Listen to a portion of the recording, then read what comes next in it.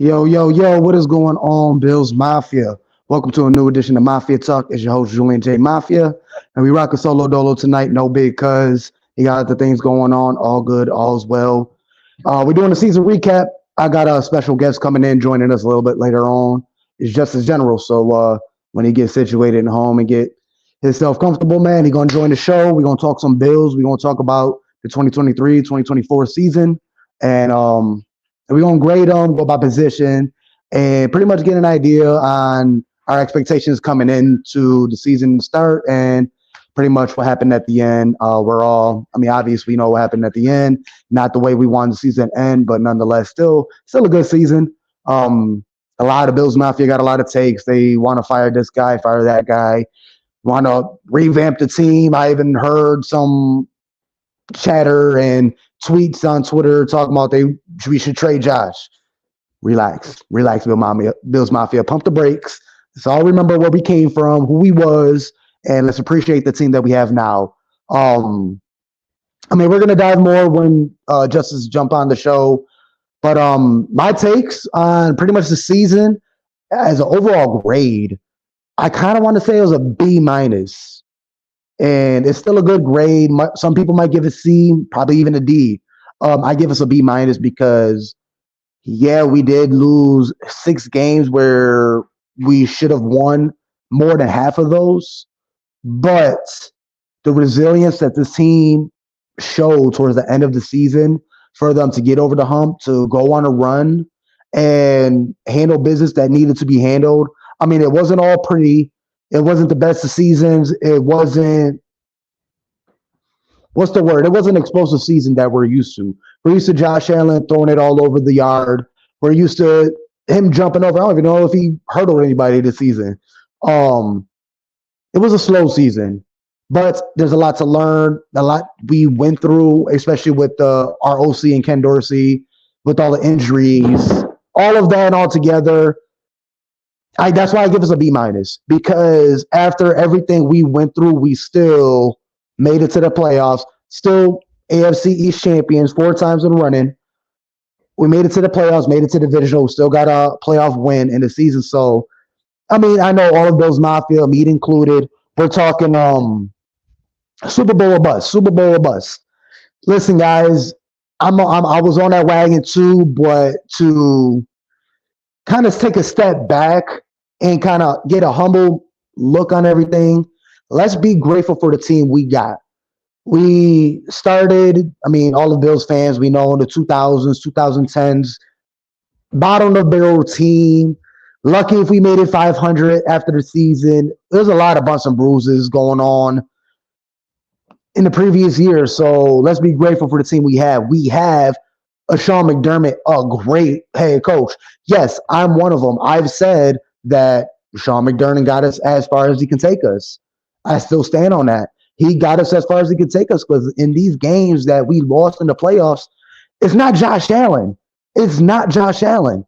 Josh balls out every single time in the playoffs. And go look at the status. Please go look at Josh Allen's playoff stats. He's number 1 over Mahomes, especially when it comes over touchdown and interception rate. He's number 1. He has one of the best playoff stats in league history, if I'm not mistaken. Please correct me. Cheers, Billy Dilly. We got the Mafia Sports Report in the building. I'm sorry. Mafia Sports Report in the building. Yes, I'm riding solo tonight. We're going to have Justice General join me later on. But we're still going to keep it rocking and rolling. Juicy in the building. Go Bills. Absolutely. Go Bills. Jerome, go Bills. Watch the replay tomorrow, man. Appreciate you. If you want to join the show, please hit me up, man. I welcome everybody. Get your takes in. Talk your shit. Let's talk Bills, baby. But yeah, in the totality of the season, it's tough to say that this season is a failure. And honestly, for the NBA fans here, I remember when Giannis was in his post end of the season, post game, whatever interview, and one of the reporters told him, like, "Oh, is this season a failure?" And he didn't really go off on him, but he told the reporter. So I'm not sure how many teams are in the NBA, but so in the NFL, all 31 teams are failures. There's a lot in a season you can be happy for. The Lions, Detroit Lions, are they a failure? I mean, going into the season and how they were, that's a success right there. I mean, if you're going by that, there's 31 failures every single year. There's only one successful team. And in that, man, Giannis really said it the best. Giannis, if I'm not going to say a word for word, I don't know the word for word, but if you guys want, go look up Giannis Antetokounmpo, however you say his last name. Go look up his when he lost the finals to whoever. I'm not a NBA fan. I just remember watching his post game interview, and he said the best. There's no failures. We learn, we get better, we jump into all season, we correct what we need to correct, we try to get better, we sign new players, we try to retain good players, and let's run that shit back. So when I go to is this season a failure? It's just tough. I just break even, man. We're happy that we're one of those teams that make it to the playoffs every single year. Let's be happy that we're one of the teams that could dominate the division every single year. Let's take pride in that. I mean, yeah, we can't get over the Patrick Mahomes hump. We can't get over the Chiefs hump. Man, listen, let me take my sip before I answer that question. When it comes down to Bills and Chiefs, I believe nobody plays the Chiefs better than the Bills does. Nobody plays the Chiefs as hard as the Bills do. I'm talking about playoff wise. Yes, Joe Burrow beat Mahomes in the playoffs in his own home, if I'm not mistaken. Yeah. I mean, that is what it is. I mean, Burrow is his own beast. They got their own coaching staff over there. They're a great team. I mean, they got our number as well. So shout out to them. But the Chiefs is a generational team. They are all-time team. Correct me if I'm wrong, but I mean, the things that they've been doing these past couple years under Mahomes and Andy Reid and Travis Kelce, I mean, they're the next Patriots dynasty. Correct me if I'm wrong, chat. I mean, it is what it is. So for everybody, all of NFL fans and NFL media that constantly want to dog the Bills because we can't beat the Chiefs, nobody can really beat the Chiefs. I mean, who beat the Chiefs? Tom Brady. Come on. Tom Brady and the Bucks, they beat the Chiefs. Joe Burrow, I mean, I want to talk to a Cincinnati fan to get their point of view of it because I don't really pay attention to that end of it. I mean, Joe Burrow's a great quarterback, and they got a great coaching staff. They just happen to beat them. But compared to all the great quarterbacks in the league right now, I mean, nobody can really beat the Chiefs. So it's kind of hard. And what makes the Chiefs so good, they got a Hall of Fame quarterback. They got a Hall of Fame tight end. And the most important, they got a Hall of Fame coach. The Bills have none of that. I'm sorry, Bills Mafia. We have none of that. Josh Allen is not a Hall of Famer.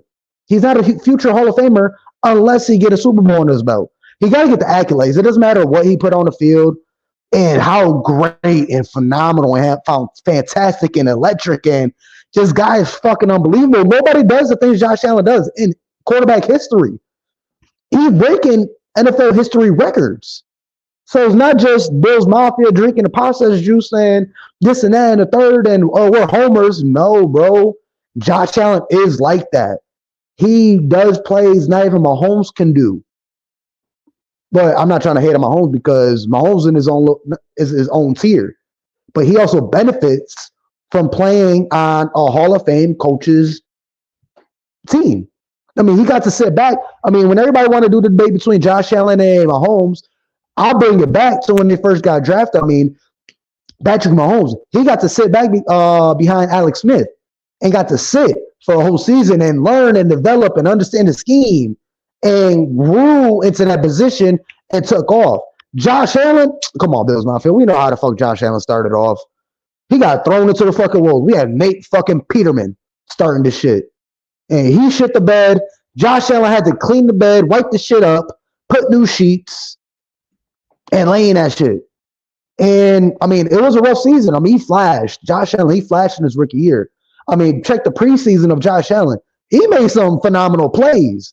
I mean, if you check that preseason of his rookie year, you would think, oh, shit, damn, what year was that? Was that 23, 22? Nah, that was, 18, 19, or whenever year he got first drafted? So, I mean, Josh Allen, I mean, we all know his story, all the shit he went through.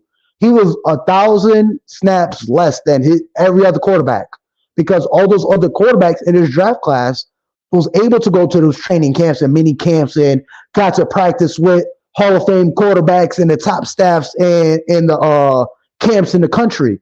Josh Allen had none of that. He only had one offer. We all know Josh Allen's story. I don't got to tell you guys, but we know what Josh Allen went through.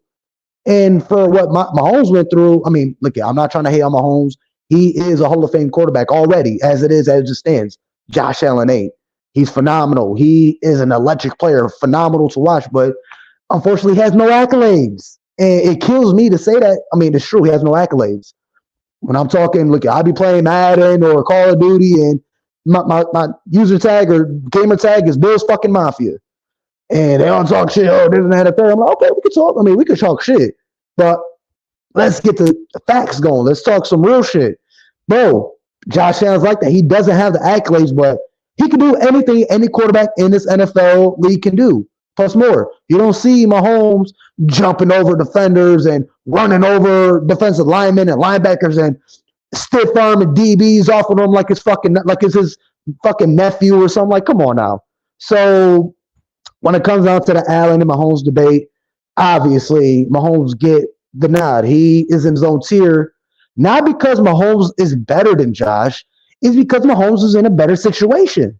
That's all it is. I'm gonna take that shit to my grave. I honestly, it's really hairs. I personally don't think Josh or Mahomes is necessarily better than Josh as an athlete and as a football player. I know anybody that's not in Bills Mafia gonna watch this like, oh, he drunk, he's stupid, what a dumb Bills fan. I don't care. I'm gonna stand on it. The reason why Mahomes has all his accolades, those MVPs, the Super Bowl wins, is Andy Reid. It's Andy Reid, bro. Andy Reid he is the next Belichick. There's the next Patriots dynasty, bro. And it's gonna be running for a long time, bro. We're gonna be battling this for a long time, bro. It's gonna be a long time, Mafia. So don't get mad when we lose these games. Obviously we're gonna be mad, but don't let that shit ruin your life. Don't let it ruin your week. I was heartbroken for 13 seconds. I was heartbroken, bro. Traumatized. Even at the Bengals game, I was heartbroken again. I was disappointed. I was disgusted. This year, yes, I'm very upset. But you see how I graduate? Maybe I'm getting numb to it. That's probably what it is. But it is what it is. Let's enjoy. Let's not hate on the coaching staff and a receiver room and Josh Allen and the line and everybody. Let's just be grateful that we're not the Bills of old. We're not the navy blue Buffalo Bills. We're white and blue Bills. We're the Josh Allen Bills, McDermott Bills. We're the process Bills. So for all the people that's quick to go after McDermott's job, who else is going to get us there? You want to fire Sean McDermott, who's going to replace him? So, with that being said, we just got to get better. It comes down to coaching at the end of the day. Do I want McDermott fired? No. Has McDermott took it as far as he can? Most likely, because when we get into these playoff games, we lose because of coaching. We don't lose because of Josh Allen throwing the ball over 2-3 times. That's not why we lose these games. We don't lose these games because, we lost that game because of drops. It's not because of the offense, because the offense are able to put up points. Defense are able to keep these teams within. So it really comes down to coaching. On the past 3 games, came down to coaching. 13 seconds. Josh Allen beat Mahomes. So when it comes out to fucking Ryan Clark, talk about Josh Allen can never beat Mahomes and he's not even on his level, so let's stop. No, bro. Josh Allen already beat Mahomes in the playoffs. Sorry. He beat Mahomes in the 13 seconds game. Josh Allen can't play defense. Josh Allen don't play special teams. Josh Allen can't kick field goals. Come on now. So with that being said, man, they're mainstream media. They honestly, man, the more I watch first takes and the national media, the more I realize I feel like these people don't think for themselves. They just read their script.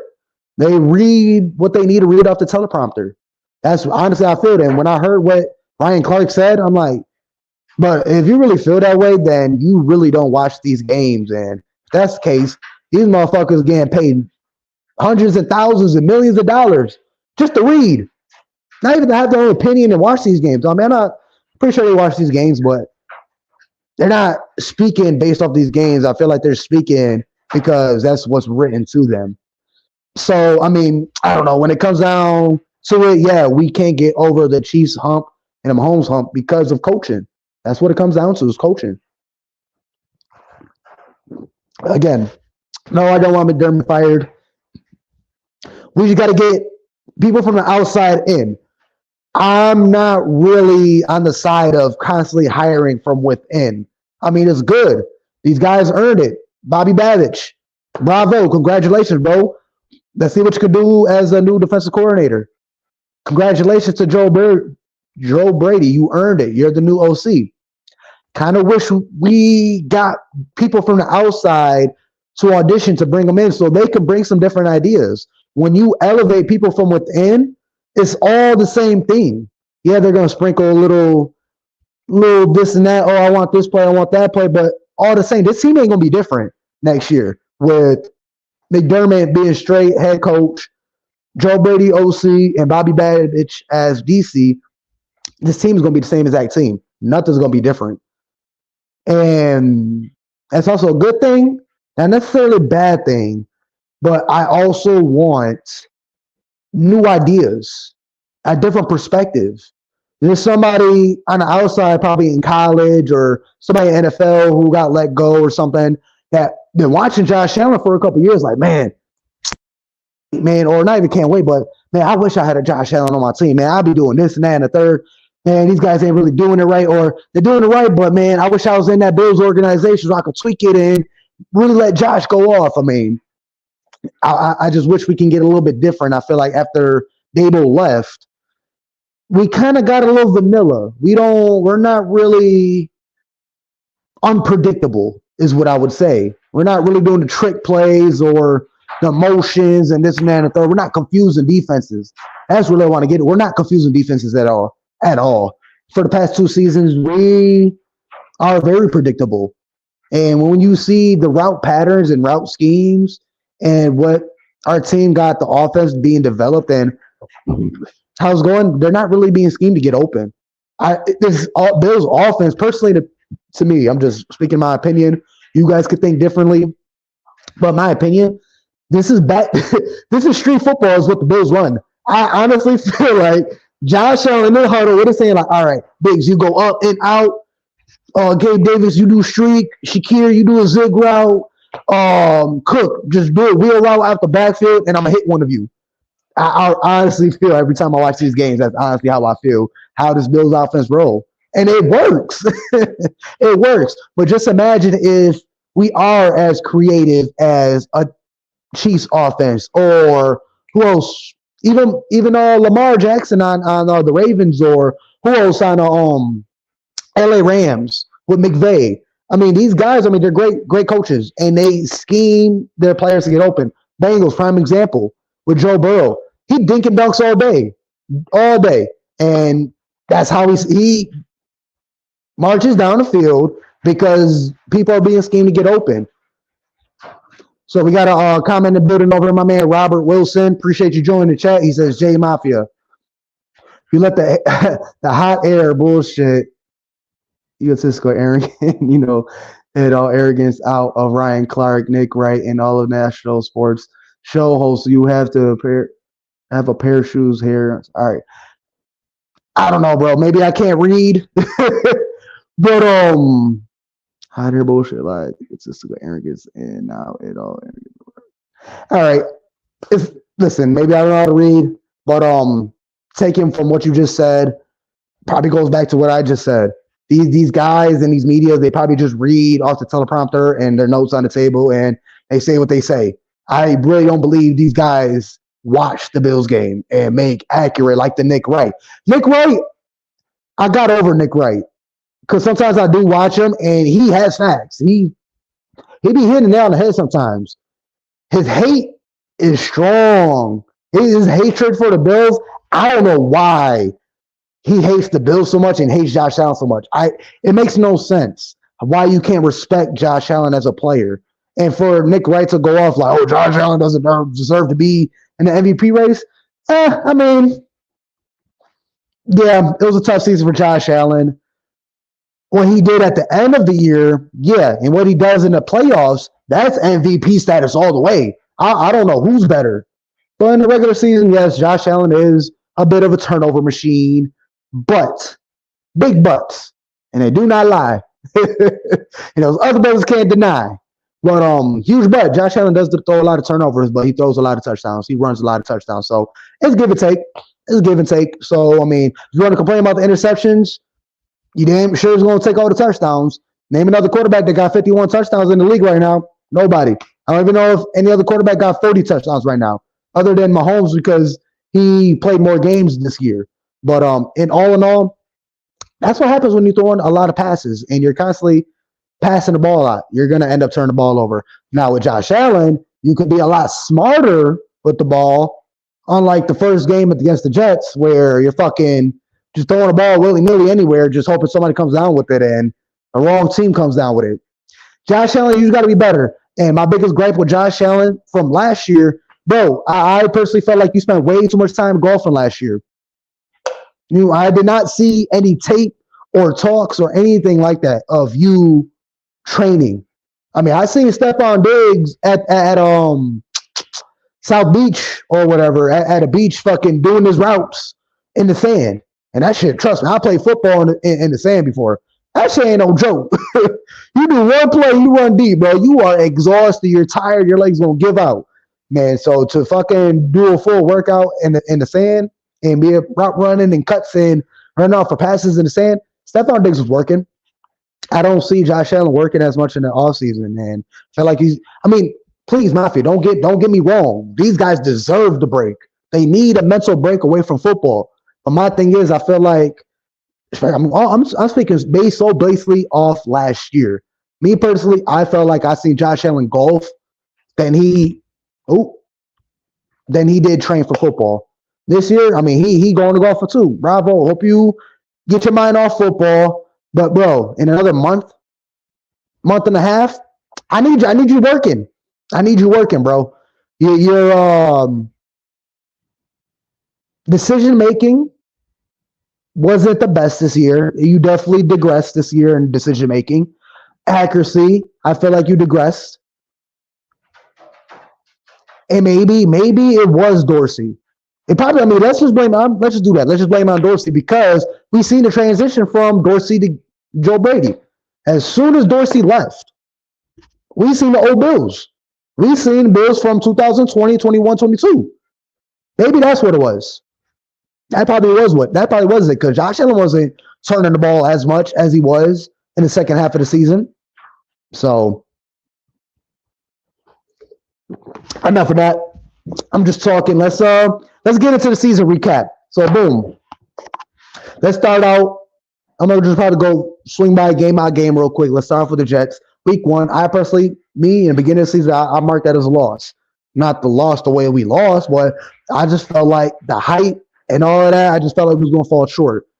Not that, Aaron Rodgers get injured in his first 4 plays as the Jet, and Josh Allen turns the ball all over 3 times to the same fucking player, and we still couldn't come on top. I don't know. We still could have won that game, but I mean, it is what it is. Hold on, Mafia. But the first half of the season, I mean, if I'm going to split it up, I mean, second half of the season, I'll give it an A plus. I mean, even though that Chargers and Patriots game was a little rough, second half of the season, I'll give it an A plus. First half of the season, minus. Definitely a C minus because the first half of the season, we did not know who we were. And yes, Dorsey tried to change the Bills. He wants to run it the way he wants to run it. And I don't disrespect Ken Dorsey. It's just, if it ain't broke, don't break it.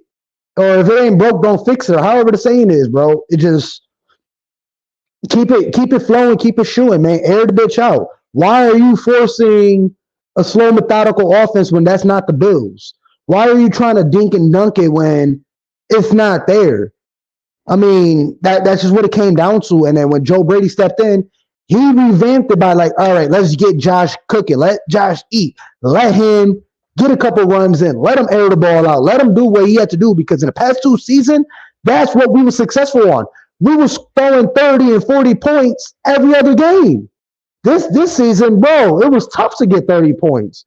I don't even think we got a 30-point game besides the Miami game in week 4. We didn't score 30 points until Joe Brady came through. So, I mean, but shout out to Ken Dorsey. I'm pretty sure he got signed by the the Browns. I'm pretty sure the Browns picked up Ken Dorsey. So I'm excited to see what Ken Dorsey's going to do over there.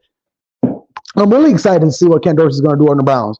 And going into the season for next year, what is Joe Brady in the wrong offense, and that's why he wasn't successful with us? Or is Joe Brady just not a good OC? We're going to see with him on the Browns. We got my man Joey in the building. We'll see it next year because Joe Brady has a whole offseason to figure things out. Absolutely, and I'm very excited to see Joe Brady coming up in this offseason because like Joey just said, I mean, in a minute, hold on, Joey. I might send you an invite. I might need a little help over here.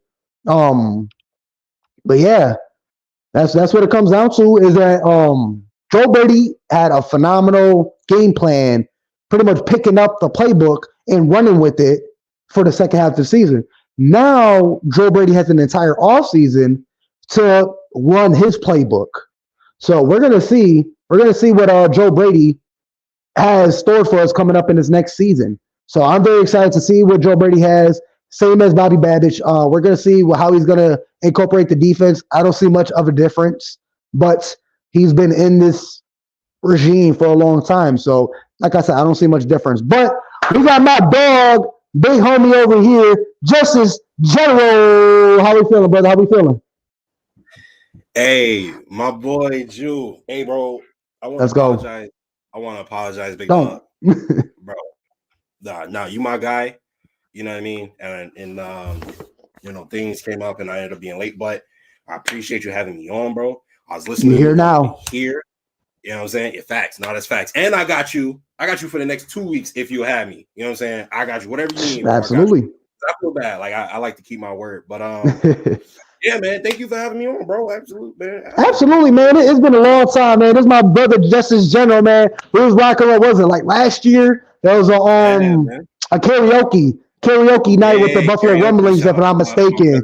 Jay Spence, absolutely. Hell yeah, big dog Jay Spence, nothing but love over there. Yeah, man, we went out there. I got to meet all the podcasters, Matt Perino. I got to meet Joe Miller, big dog right here, Justice. I met everybody. So, man, it's nothing but love, man. Y'all famous, like I said.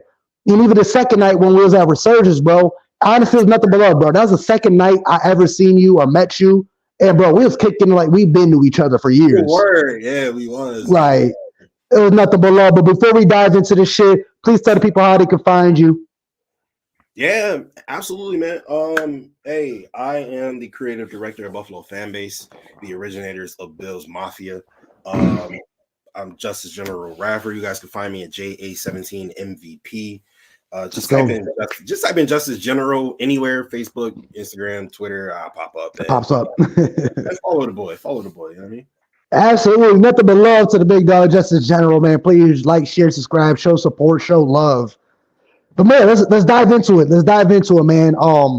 I mean, I just been rambling. I've been going off for a little bit in my feelings a bit, but it's all good. I'm gonna pass the torch to you, man. Give me a grade for this season coming up and how you felt about the season in totality. Oh man, you want a grade for this season? For this past season that just happened? I broke it up first half to second half. You could do the same. Oh man. Well, for me, I don't know if you heard, but first half I gave it a C- for the first half of the season and an A+ for the second half. Okay. All right. So general for the whole season, I gave it a B-. That'd be mine. Yeah. Okay. So for the first half of the season, I'm gonna go. I ain't gonna lie to you, dog. They had me on here looking hella foolish, bro. All my podcasts, bro. They had me looking crazy, bro. They had me exposed. All of us. All the hoes, bro. All of us. All the hoes, bro. So for me, I'm gonna say the beginning, like the first half where we started 6-6. Mm-hmm. I can't get at nothing better than a D. Oh yeah, they saved us. I'm really tempted to give it a D-. I'm not gonna lie to you, but Josh did have that perfect game versus Miami. You know, they look good. You know, for a lot of the first couple games of the season. So I'll show them a little slack because they should have got an F for real. Yeah. You can't be the Buffalo Bills. You can't have Josh Allen on your team. You can't have one of the best defenses in the league. You can't have Stephon Diggs and James Cook, who was 1,000-yard, ball carrier. You can't have Dalton Kincaid, who was one of the best rookies. You can't have, you know what I'm saying, all these weapons. Preach. 6? Excuse me? Nah, that's not okay. And if you look at the losses to those teams, like, are you kidding me? The team we lost to, bro, like, that's not okay. Yeah. The Broncos, who we really beat, but coaching effed us up, right? Mm-hmm. Josh lost us that game, I'll admit. I'm okay with that Jets loss. Josh blew it, but it was whatever. It was, you know what I mean? It was the beginning of the season. I ain't tripping, right? Yeah. I think we won both Dolphins games. We lost the Patriots game. We swept. Patriots. So let mac and cheese march down the field, and come on now, that was embarrassing. And then we almost lost the Giants game. So I get that being part of the we got saved that game, actually. We did, because it was for surely a pass interference. Or it was. At least. And I ain't, you know what I'm saying? I'll admit that. But we keep it real. The only reason I'm going to admit it is because we keep it real. No, but we would have been in the playoffs anyway. So suck it. All right. All you people. Anyway. So for the back half of the season, I'll give it a B+, only because that's what I was expecting to begin with. And not only was I expecting it to begin with, but it wasn't as good as I was originally expecting. Mm-hmm. Like I'm giving you a B+ based off of the D that you got in the first half of the season type. You know what I'm saying? So I'm saying, right. So it's kind of like you get a girl, right? You got a new girl, sure, you feeling her, right? She feeling you heavy, right? In the beginning, and you just start doing dumb shit. You know what I'm saying? You just start doing dumb shit so that you have like a base level of what she expect. You know what I mean? Mm-hmm. So if you come out the gates with flowers and, you know what I'm saying, $100, that's what they expect. Yeah, $100 gates, and, you know what I'm saying? Like, that's gonna be a bar. That's your bar. Yo, listen, man. The Buffalo Bills took me to Paris, dog. Bro, preach. Come on. They wined and dined me, dog. They took us out. Bro, they took us out, bro. They took us out to the town on day dime. They showed I just had to be there. Man. So then and then now you want to take me to Outback? You want to take me to Texas Roadhouse? Nah, bro. Nah, take me back to Chop House. Take me back. Word. So then this season we come in, you know what I mean? Like, I got my bags packed, you know, with the Louis duffel, you know? I'm ready, bro. Yo, that's perfect. That's perfect. Get dressed. We're going to Wendy's. Yeah, I love it. That's really a perfect analogy, honestly. We're going to Wendy's. Dude, are we going to Wendy's to help the poor and then we're going to go or what? Word, bro. So, like, you know what I mean? That's kind of where I'm looking at it. It's just like, y'all put yourselves in a really effed up position, right? But you were able to dig yourselves out. You didn't let that, like, kill you. You didn't let that kill you. And I'm proud of them for that. We was at 12% to make the playoffs, so we almost died. Exactly. I think that's going to help them in the long run in terms of, like, next year, blah, blah, blah, blah, blah. Knowing that, yo, dog, we hit rock bottom, bro. We hit rock bottom so hard, we bounced. Like, you know what I'm saying? Yeah. And then we was able to fight and claw out of it. And if our kicker wasn't ass, we might have had a chance to go to the Super Bowl, right? So listen. So that's what, like I said, that's where I'm at with it. They kind of put themselves in a position to be judged harshly, right? And they did come out of it. I would like to see them actually like figure it out next season and have, because another reason why I can't give them like a better grade is because there's not a team in the NFL to beat the Buffalo Bills this year, Julian. Bro, and I say it every time. Nobody in the NFL could beat the Bills but the Bills. Exactly. And that's why I got to give such a bad grades, because they only beat themselves. There was nobody who could even hang with them for real. Yeah. It was just like, oh yeah, you got this one. You got this game. You know what I'm saying? We don't need this one. You know what I mean? And I don't appreciate that. So I gotta, you know what I'm saying? I gotta judge them a little harshly. Absolutely. And listen, the first 10, 20 minutes, I went on a little rant where I had to tell all Bills Mafia and even myself, it took me some time to realize this, but coming off of tough losses every year, 13 seconds to the Bengals to this game. Like I said, 13 seconds, I was heartbroken. I was traumatized. I was sick. Bengals game, I was disappointed. This game, I'm like, damn, man. All right, man, we're going to get back at it. I'm not that hurt this year because at the end of the day, we have a very good team that gets to the playoffs every year. We get a playoff win every year, and we take the division every year. So back it up 10 years ago, we could have sniffed none of that, bro. So that's not a bad baseline. You're right. Absolutely. So I just kind of wanted to tell all Bills Mafia, like, let's not be too greedy. Yes, we're spoiled like a motherfucker. I mean, back to your analogy, shit. We was living in the slums, bro. We was living in the projects, heat cut off, no working water, bro. Man, couple dollars for nothing, bro. We had $5, man. What I do? I catch the bus to get to work, or man, do I gotta eat today? Like, what I gotta do? And then here comes Shorty, come through, like, come on, baby. Hop in the Bentley. We going to Paris, baby. Before we go to Paris, we go on the mall real quick so I can get you nicely cleaned up. I'm like, oh, okay. That was McDermott. McDermott came into Buffalo, scooped up Shorty, like, come on, baby, I'm gonna take care of you. Let's go shopping. Let me get you right. Get your hair done, your nails done. We're going overseas. We're going shopping. We're going to Paris, and then boom. So now we expect. And then he dropped another check on you when you get Brandon Bean. Exactly. And then you get Josh Allen and all these Stephon Diggs and Milano and Trey White and Dawkins. Like, golly, shit, I'm up there, man. I'm going to the red carpet events, and I'm going to the VMAs, and I'm going to these shits. And then now we're expecting to go to the Grammys. We're expecting to go to the Oscars, and they pull up like, all right, yo, we're going to Deb Comedy Jam or some shit. I don't know. Waffle House, right? yeah, shit like that. So our taste got real expensive. Where we kind of got to take a step back, like, bro, we was struggling trying to eat ramen noodles. We barely could afford some Chef Boyardee. We barely could afford that, and now we got that was my whole first 20 minutes. I had to go off. I'm like, yo, let's be happy that we're making the playoffs every year. We're getting a playoff win. We're running the division. Shit, everybody crying about the Chiefs and how we can't get over Chiefs. Shit, at least we're not Dolphins fans. At least we're not 11-2 against Josh. It could be worse. Worse, absolutely. I mean, it absolutely could be worse because when you look at it from the perspective of like, let's pretend Tom Brady never existed, right? Let's pretend his parents didn't smash that night and he just wasn't here. I don't even think we would have been any different. Peyton Manning is now the best quarterback a lot of us have ever seen with our own two eyes, right? Peyton Manning is like, holy shit. Oh my God, that boy is crazy. Yeah. Unstoppable. And you still see him that way, but the only reason you don't see him that way too, like as potently, is because 12 played during the same time, right?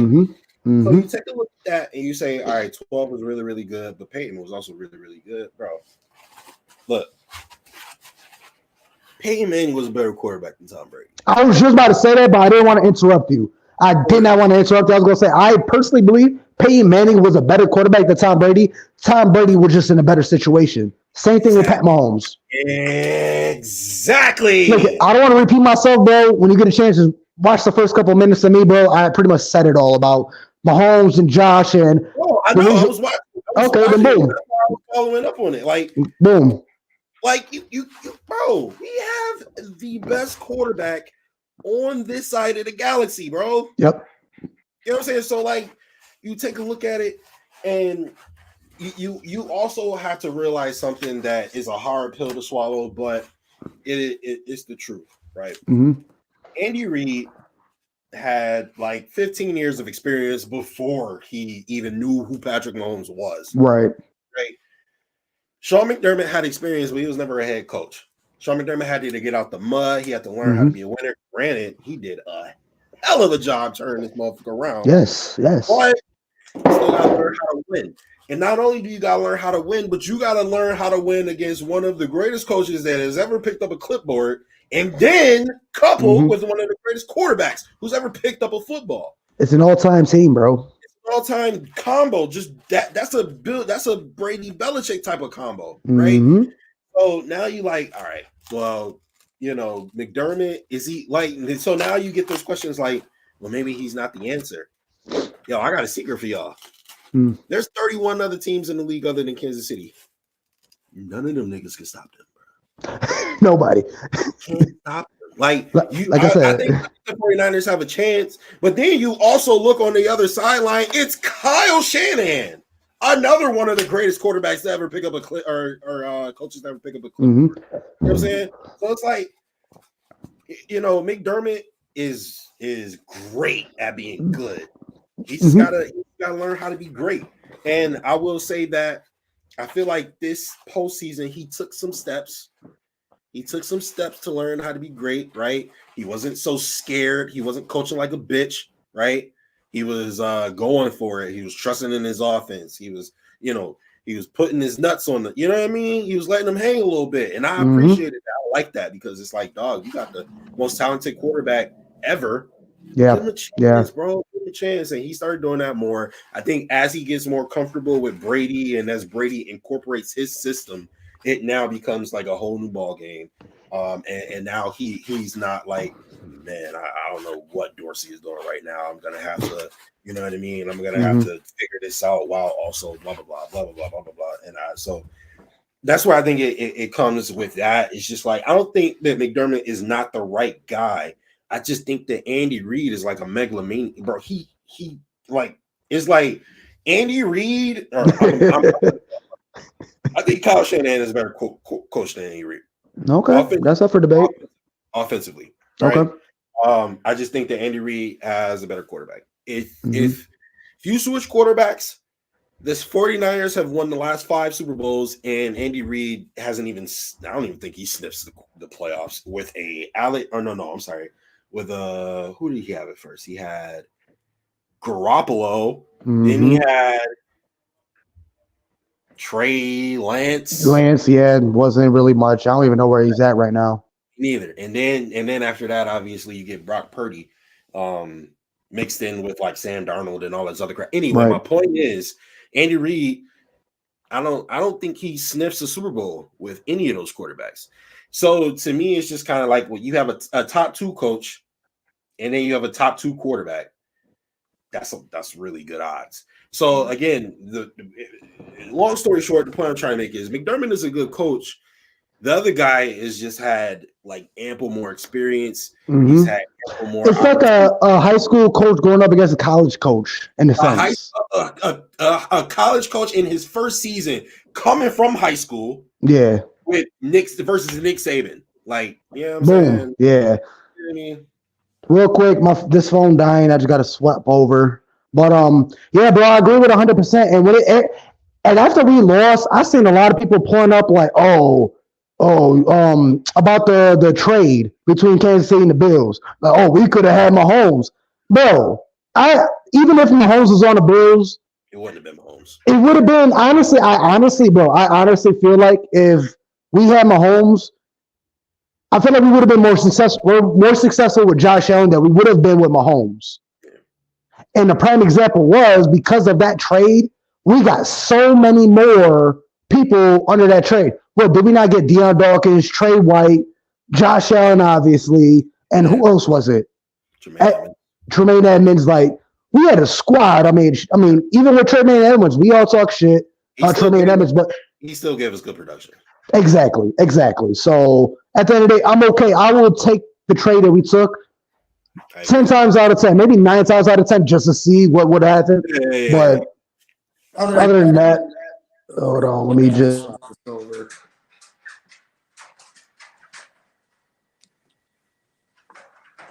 But yeah, man, that's when it comes down to it. That's what I really believe in. Like, I don't think Mahomes would have saved the Bills the way Josh Allen saved the Bills. No. What? We would suck if we had Mahomes as a not suck. We wouldn't be as good as what we are, though, because Mahomes is really good. Don't get me wrong. He's really good. But Mahomes has the benefit of, like I said, having a genius play caller who knows how to get wide receivers in the right spots, who knows where all the soft spots in the zones are, who knows, what man beater to call for the specific offense, blah, blah, blah, blah, blah, blah, blah, right? Ken Dorsey wasn't doing that, right? You want to talk about, right? You talk about Kyle Shanahan, Andy Reid on my list, right? Kyle Shanahan, Andy Reid, right there. They basically the same spot, right? Now you want to talk about Andy Reid, Ken Dorsey. What are we doing? Like, what are we doing right now? Like, it's not even close. Like, I don't even know how that's comparable, you know. And then people always want to blame Josh. Like, dog, are you serious right now? Like, and that's the biggest thing. Especially this is why I can't deal with the mainstream media because quick to come at Josh Allen, but he's a turnover machine. Look at his playoff record; it's fucking phenomenal. Don't even turn the ball over in the machine. playoffs. This boy don't even turn the ball over. He's a complete he turns Super Saiyan Ultra Instinct when it comes into the playoffs. Mm-hmm. He's regular Goku, maybe Super Saiyan in the season. He's still great. He's still strong. He'll beat your ass, but he might drop one or two. Wait till the playoff come. This motherfucker turned Ultra Instinct. Yep. It's crazy. And the disrespect, man, it gets to a point where we're stupid for even entertaining it. Right. I don't get it. Hey, let me ask you, Drew. What's up? Based on the game, I know that blame can be spread to like multiple people. What do you think is the main reason we lost that game? Coaching. It all comes down to coaching. And I know that may be the scapegoat. That's the easy answer. I can nitpick. We lost because people said we lost because of Tyler Bass. So you disagree with that? If we would have made it, Mahomes could have marched down the field, killed the clock, scored the last touchdown, gave Josh Allen like 20 seconds. We've done it before. I don't know. So in that sense, if Tyler Bass did make it, that didn't guarantee us a win. If fucking Stephon Diggs caught that ball, that was the game changer. That didn't guarantee us a win either, though.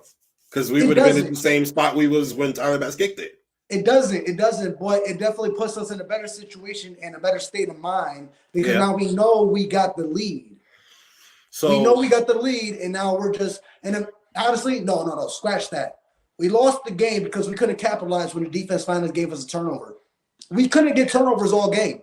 Yeah, we got the one. We got a blessing with that touchback. And we did nothing with it. That's why we lost the game. Honestly, we did nothing with it. We made a punt once. Did nothing with it. So that's what it came down to. But at any time, at any point in the game, I don't know. I feel like they stuck to the game plan for far too long, where I respected the dink and dunk, kill the clock, keep Mahomes off the field. But that also hinders Josh Allen. Because when you do that for so long, Josh Allen get antsy. I'm like, okay. But now I want to shoot it. Okay. Now I got to take the shot. Because Josh Allen, he has to do it. He gets bored with the slow, methodical drives and the dink and dunk. He gets bored of it. This motherfucker wants to get hit. He wants to jump over somebody. He wants to hit the big play. So you're kind of hindering Josh when you want to run that slow, methodical drive. Now, it's really a toss-up. It's a lot. That's why I blame the totality is coaching because at the end of the day, you just got out-coached again. So I don't disagree, right? Yeah, 100%. Like you can blame coaching 100%. Like what was yours? Wow, Sam Martin is on the field for what? Why is he even dressed today? Right? So like that alone was just I went crazy last episode about that alone was insane. Dumbest. Go ahead. No, so the way I see it, right, and like I look at a lot of people and when we talk about like what happened, why we lost, blah blah blah blah blah. Ultimately, a lot of people aren't putting it on Bass.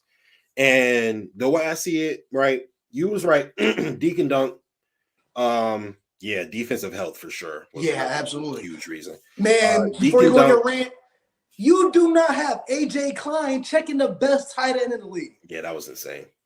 You can't. Go ahead. Josh did Deacon Dunk, but you also got to remember Josh got his opportunities for deep balls, right? Sherfield missed one, couldn't track it, right? Dropped another one. Diggs dropped another one, right? So Josh was laying it on people. It was money right there. On the money. So it's like I can't blame Josh. Like, and then he got the throw in the back of the end zone to Shaquille Shakir. He got hit. Like, I mean, I don't. Everybody wants to come at Josh for that. I do not blame his decision. I don't blame Josh. No. Just imagine if he dumps it off to Diggs. My thing is, he turned the dump of the Diggs. Would have Chris Jones batted the ball down? Now we're all crying and bitching and moaning. Yeah. Oh, Josh, you fucking idiot! You got Shakir wide open in the end zone. Why would you dump it off? So here's my thing, right? I do put most of the blame on Tyler Bass. I'll tell you why.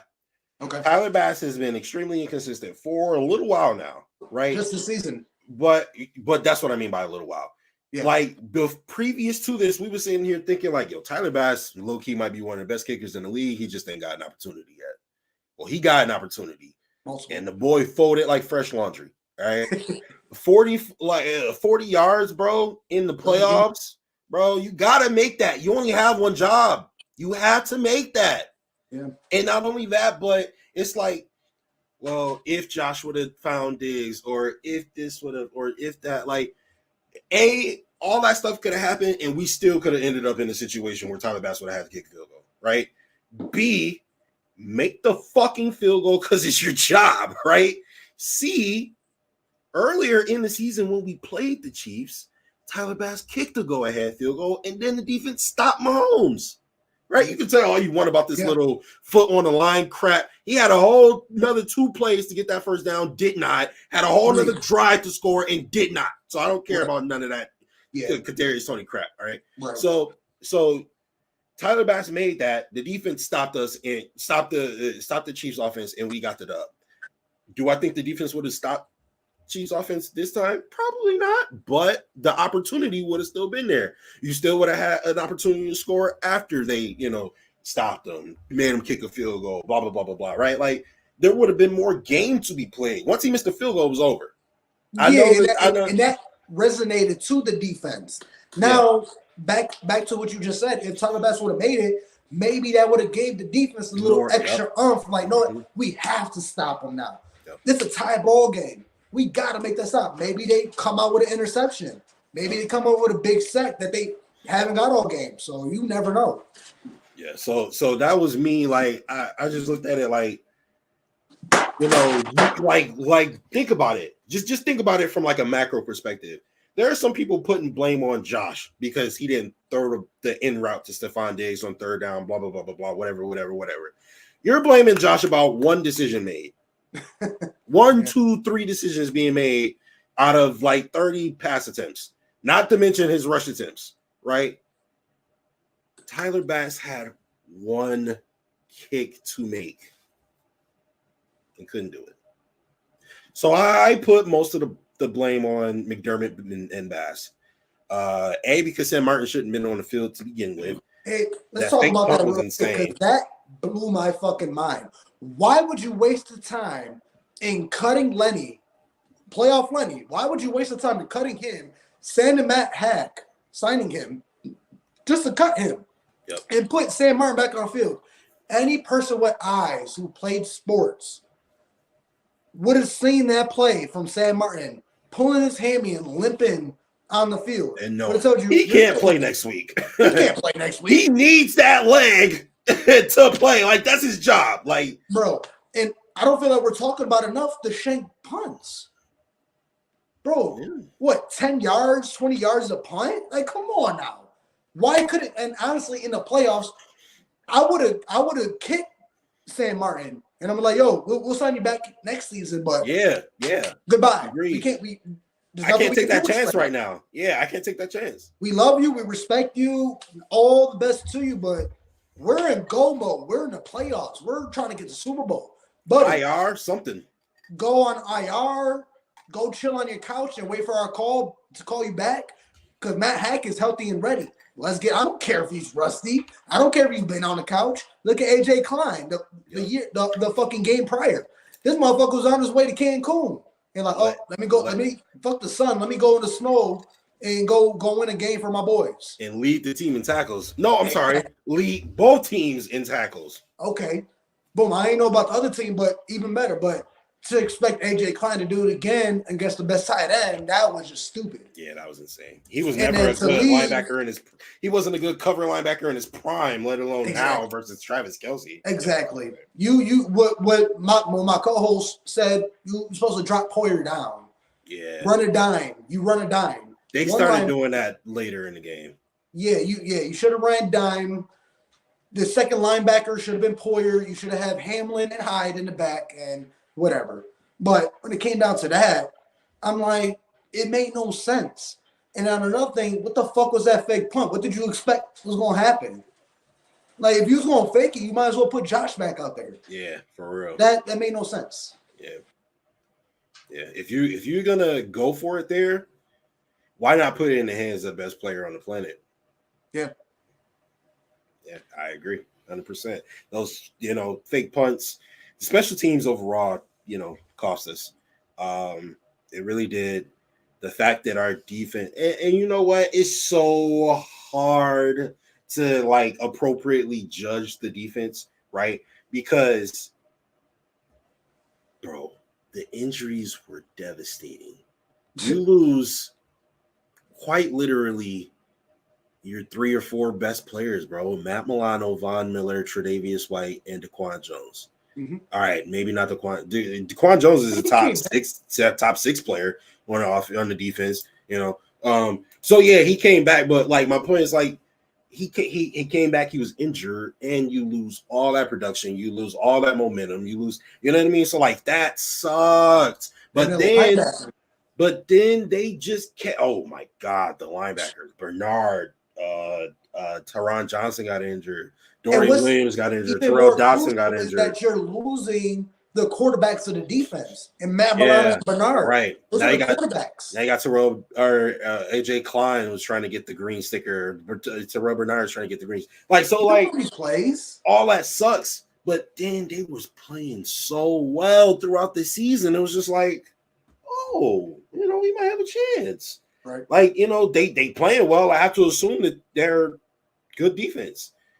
And, the Chiefs kind of showed you like, oh, yeah, no, y'all mad injured. Like, don't get it twisted. Like, y'all mad unhealthy. And it was it goes back to the point where the show that I made before that game, I said, y'all need to just air it out. And then y'all did the opposite with the slow and methodical, which could have worked. But at the point where where what your defense is at right now. Your defense can't stop the Chiefs. I mean, even at 100%, it's still a tall task. Yeah. But y'all can do it. Yeah. But if you're running 3rd string, 4th string, people coming off their couches on their way to vacation to play this game, that should have told you right then and there, like, okay, we need Josh to just go off. We don't need Josh to be on a leash and dink and dunk and be slow and methodical and march down the field and kill clock. No, we need Josh to air this bitch out. We need to put up points. That's what we need. And couldn't. Yeah, man. Or just wasn't in the game plan because people want to talk about Josh like, oh, well, Josh didn't even throw for 200 yards and this and that. He only threw 1 touchdown. That was the game plan. That wasn't the game plan. Yeah, for sure. Come on now. They clearly wanted to run. They clearly wanted to get the ball out of Josh's hands quickly, which I wasn't mad at the game plan. Like it was working for a lot of the time. They wanted to slow the clock, or I'm sorry, like speed the clock up so that you give the Chiefs less time. And the Chiefs had this stud defense, and we had half of the defense, and they only won by 3. So like. It really sucks, but like, I really wish our defense would have been healthy. And now it really sucks because it's like now you got to go through another year, right? Like, let's say we play the Chiefs in the regular season, at the Ralph next season, right? And bust their ass 45 to 17 or some shit, right? Don't matter. It don't matter. It don't mean a damn thing. It just means more if we lose, because that's even more. Oh, we definitely can't beat them. Mm-hmm. But if we win, y'all can only beat us in the regular season. Like, yeah, exactly. But the thing is, it's okay because at the end of the day, the way I'm looking at it now, we are a great team now. The Chiefs is a great all-time team. The Chiefs right now is a team that you put up in NFL history. this is debates where like, oh, who's a better offense? The Chiefs in their prime or the Patriots in their prime or this team in their so like that should be another bonus on the Bills where shit, we going toe to toe with the best team damn near debatable in NFL history. Yeah, if they win the Super Bowl, they'll have like the most successful 5-year span in NFL history. Yeah. So, and that's historic. So to come at the Bills because we can't beat a historic team, I'm sorry. And they be coming at the Bills, bro. They be on their ass, bro. They really do. They really do, bro. I don't understand it, but like I said, at least we're not Dolphins fans. And listen, man, my boy a Dolphins fan, and I see a couple other Dolphins fans. These boys crying. They're destroying their TVs. They need their girl to fucking console them. Like, it's embarrassing. Like, I don't get it. They're burning jerseys. I don't see none of that from Bills Mafia. Yeah, we complain, we bitch and moan, we talk our shit, but I don't see nobody burning jerseys. I seen one person burn a Tyler Bass jersey. He's a fucking idiot, but I mean, it is what it is. But I don't see nobody destroying their TVs or throwing out their memorabilia or doing that. Bills fans not real Bills fans. Real Bills fans not gonna do that. Yeah, right. So because real Bills fans remember where ever since the playoffs started, we was on our couch watching other teams play. We wouldn't even give a damn about what happened because our team was long gone. Like, you know what I mean? We knew we wasn't making the playoffs by week 14. So, like, you know what I mean? So, yeah, man. Listen, I wasn't trying to dive back into that game. This was supposed to be a season recap, but, I mean, these wounds still got to heal. They hurt, bro. They hurt, man. But, yeah, let's dive back into the season. Let's get some player of the games in this joint. Let me pop it up. Who was your offensive player of the year? Besides Josh. Oh, besides Josh, okay. Offensive player of the year besides Josh, I can really only go with one person. You know, we hadn't had 1,000-yard rusher since Shady. And you know, James kind of came in, did his thing. If James Cook catches 4 passes this season, I ain't gonna lie to you, we might win the Super Bowl just because like those passes were, man. All of his drops were massive. But let me ask you this question. I'm glad you brought it up. Is that a problem? Oh yeah, 100%. We drafted him because he's a receiving back. Like, you can't be out here dropping. You can't be out here dropping wide open. And all of them were touchdown passes. And they're all wide open. They're not tough catching traffic. They're not. No, you're wide open. You drop it. That wasn't cool. But I will say that, you know, Dawson Knox used to suck at catching. Gabriel Davis used to. I don't know about you. He used to be great. Gabriel Davis had a real bad catching problem. He might still, but you know, it wasn't as bad as it used to be, at least. And so I will hope that, you know, James Cook gets it together. You know, it's his first real season, you know, contributing, and maybe he just had to learn the ropes. And you know what I mean? Just hold on to the ball, my boy. Catch it and don't fumble. Hold on to the ball, my boy. But yes, definitely came a long way. Now, man, we in Super Bowl talks. We're AFC East champs, so let's be grateful for that.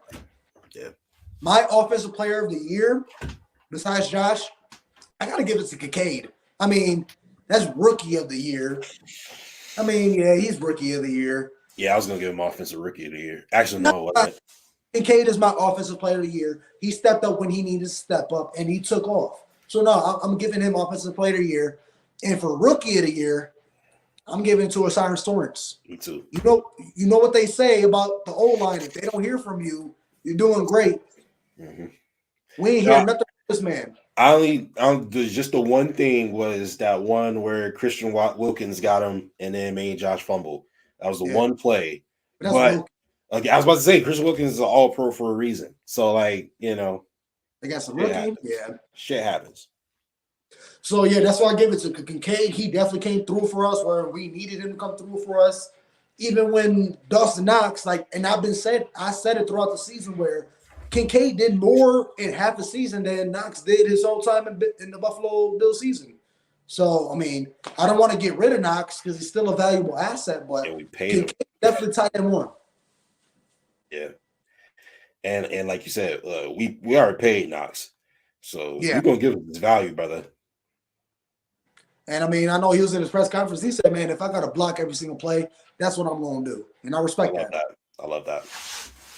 Even though he's a pretty good, receiving tight end as well. So, absolutely. Defensive side, who was your defensive player of the year? Defensive. I got two prime candidates. I got 1.5. All right. My one is going to be Terrell Bernard because what the fuck? Like, where did that come from? Who? Oh, bro. Yeah, it wasn't even an issue. Like, it wasn't even an issue. It wasn't even a problem. And it wasn't even remotely. Like, he actually was probably better than Trey Edmonds was. You know what I mean? I was about the size. Like, how do you replace that size? Yeah. Terrell Bernard's like, hold my beer. He came through and made play after play after play after play, did the damn thing, and solidified himself as a leader on this defense.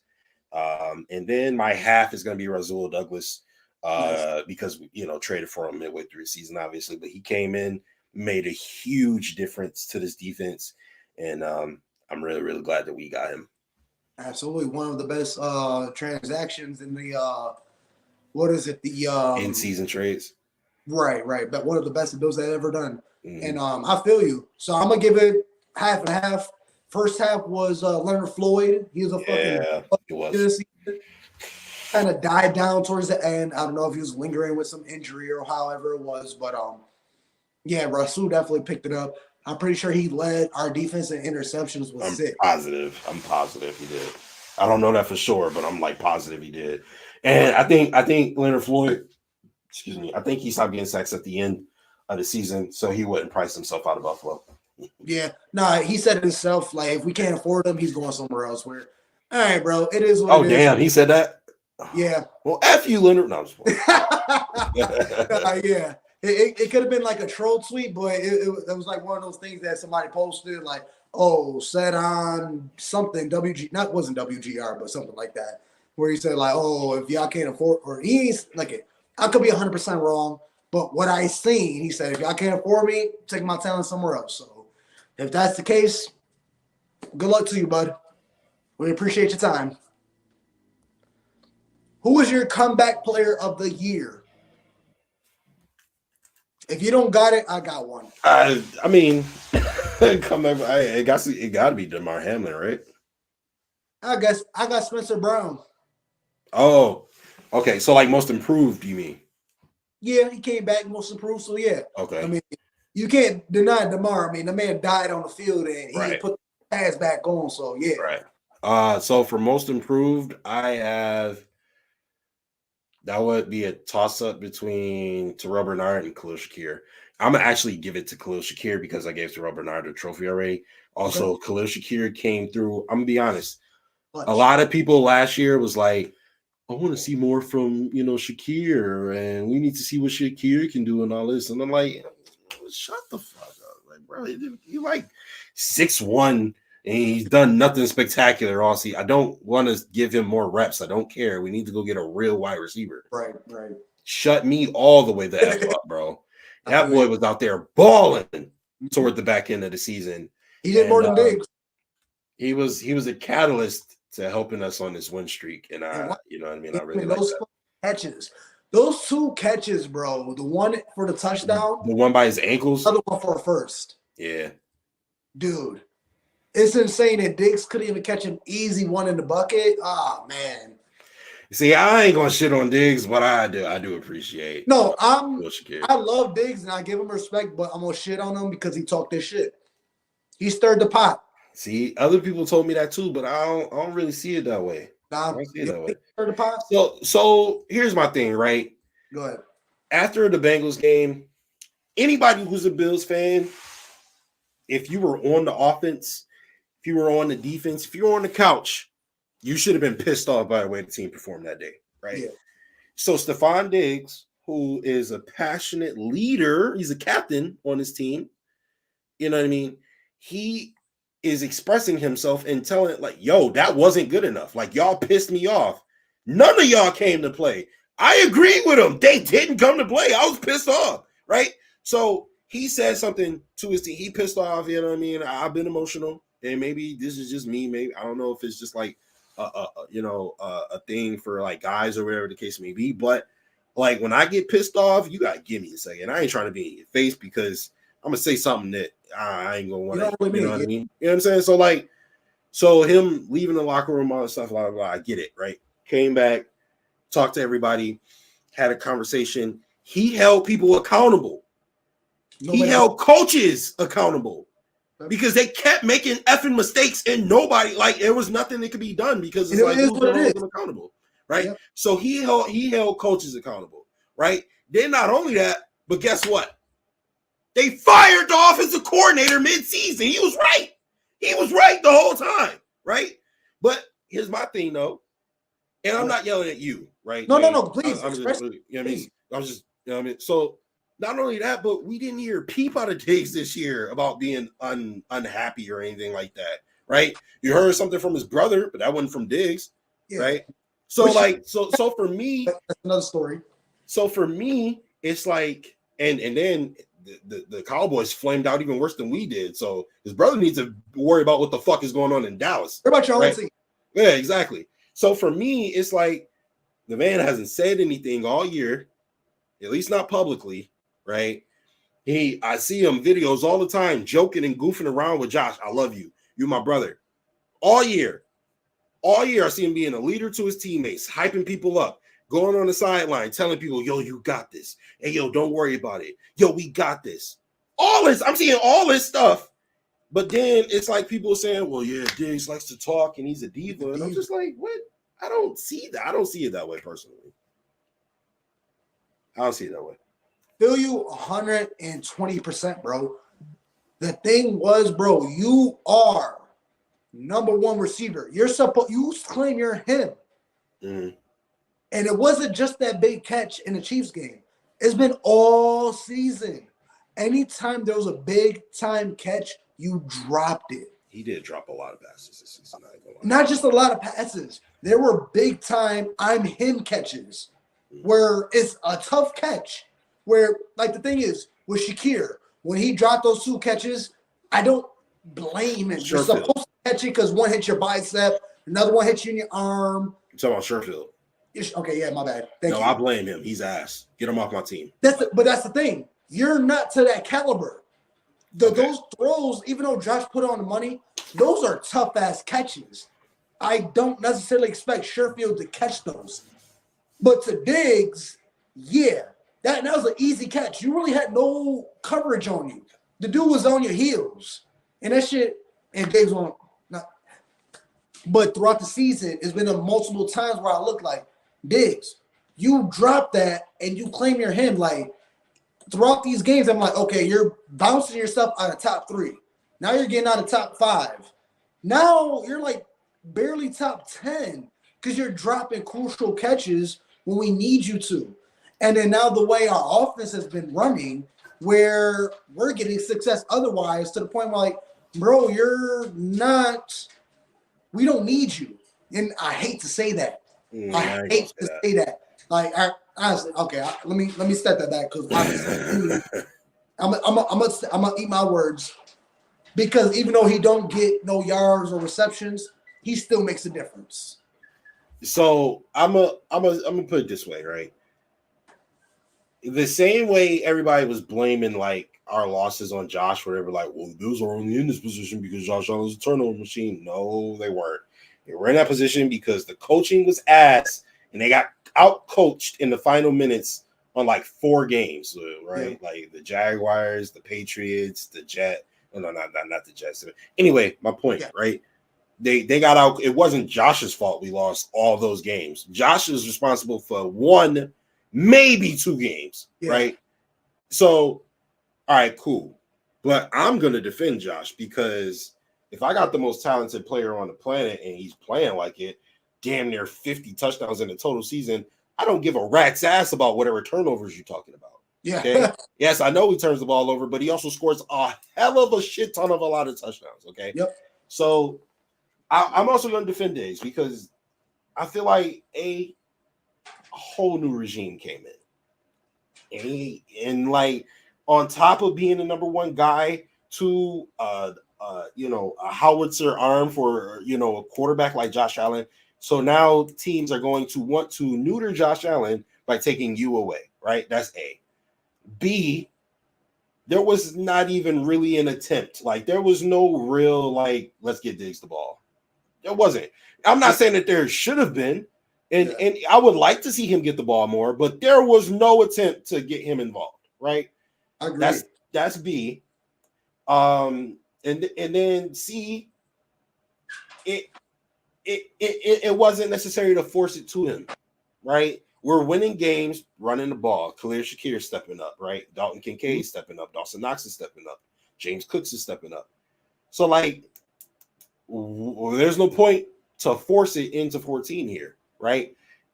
So it's just like, let's finish out this season, right? This guy came in. We have a makeshift offense right now, all right? We got an offensive coordinator working with somebody else's offense, somebody else's offensive, play calling, you know what I mean, template. So to me, it's like, I don't want to put too much weight into last season for Diggs because it was a really weird season, right? When you go and you call out a coach, everybody calls you crazy, and then they fire that coach. You know what I'm saying? Like, obviously, you have a point. You'll see if he was just in a bad situation or if he's just a bad OC. I think that it was no. I don't think he's a bad OC per se. I think he's an inexperienced OC. He needed to figure out, like, he needs to figure out situational awareness. Yeah. Right. He needs to figure out how to mix it up, how not to get one dimensional. He needs to figure out how not to just call plays and let the best player in the world counter punch. Because that was my biggest problem with Dorsey, where you come out with a game plan that didn't work. You didn't have a counter punch to it. Mm-hmm. Yeah. And not only that, but a lot of the times it was just drop back and Josh. Way too many times. It was just, y'all run whatever base routes we got for you. Josh, you scan the field. If you don't see nothing, then we doing this scramble drill. It was like 30% of our offense, and that's not okay. So I think that was the issue with Dorsey. Joe Brady made a concerted effort to make sure that there was an actual game plan. Like we're going to run the ball, 40% of the time, 50% of the time, 60% of the time. We're not just going to put everything on 17 shoulders. But when that time does come, I know that I have 17 who can hold it on his shoulders, which is how he's supposed to be used. It's not supposed to be, Superman, you fly the globe every ounce, every second of the day and, just fight all the problems. It's like, no, you fix a problem. You go home to your family, get some rest, and then when something happens, you know what I'm saying, we'll let you know. Right. You know what I mean? So I just feel like Dorsey just didn't really know. You know what it was? We were in like win now mode. We were in championship mode. Like we won a Super Bowl, and you're figuring it out. You're learning the ropes of how to be an offensive coordinator, and there's nothing wrong with that. But we can't afford to give you that. We don't have that luxury of time. Like we need to win now, and I think that was just his biggest issue. But you go to Cleveland, who really overachieved this year. They really don't have much expected next year. You got the Bengals, the Ravens, and the Steelers in your division. So you're probably looking at a fourth seed, realistically. That'll be a situation where he can go and learn the ropes and figure out how to be an offensive coordinator, but it just wasn't. And then with Dorsey, it came down to where your system didn't fit the Bills. The way you want to run your offense wasn't the offense that you had.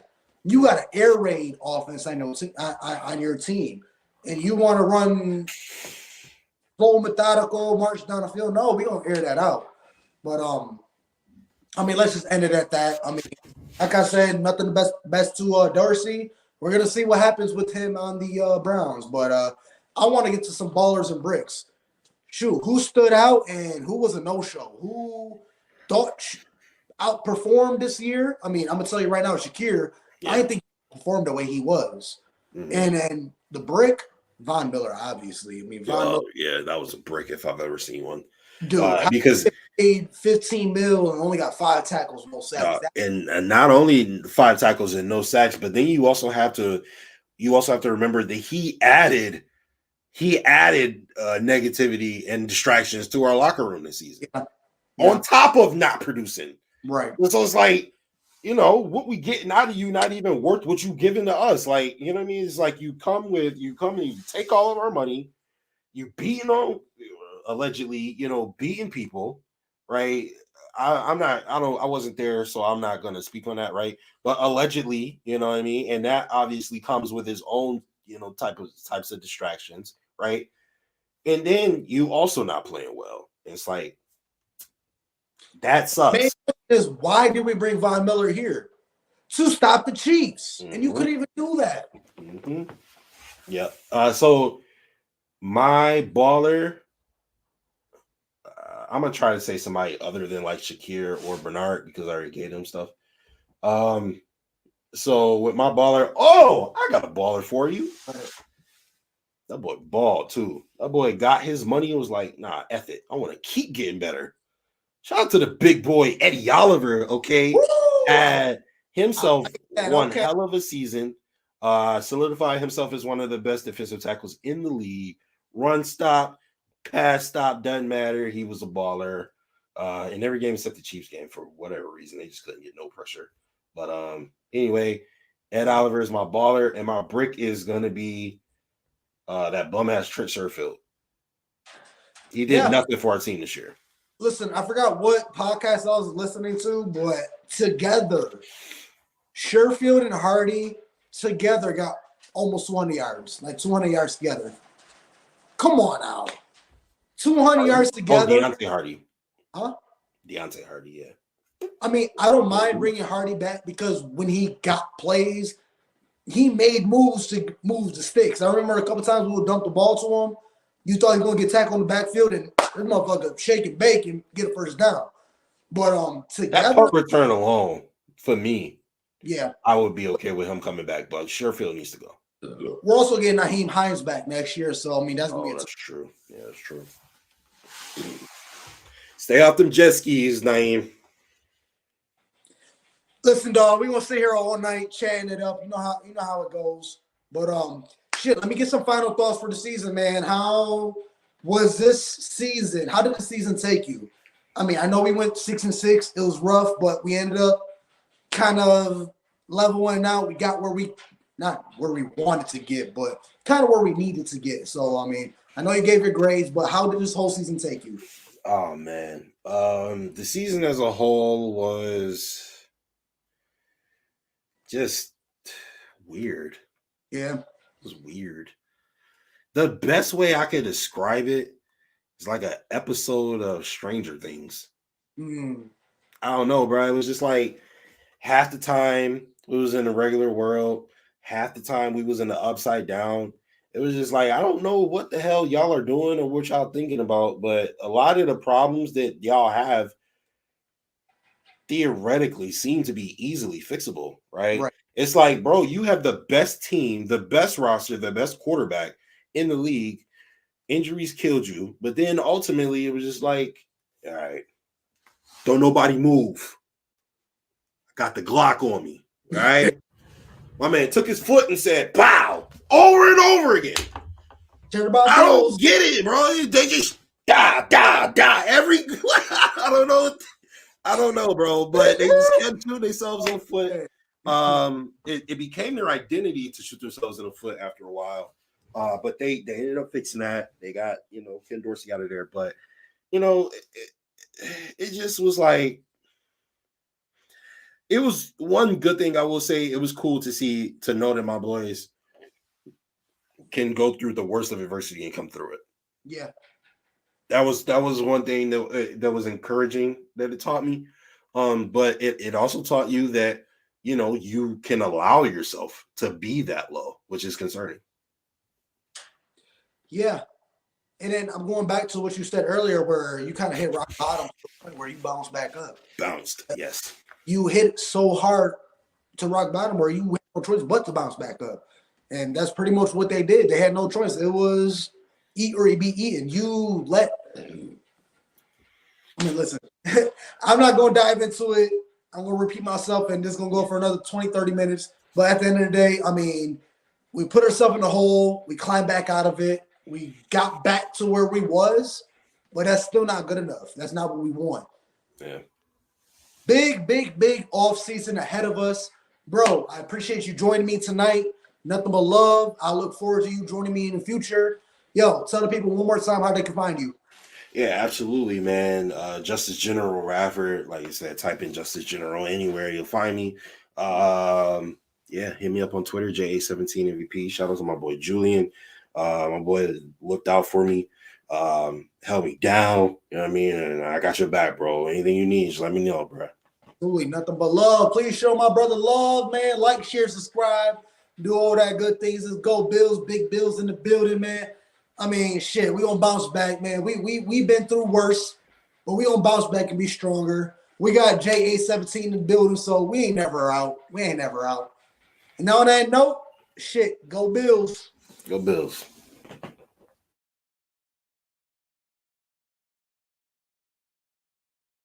One job to get done today, man. Find a W. Play for each other. Love y'all. 1, 2, 3, 1, 2, 3.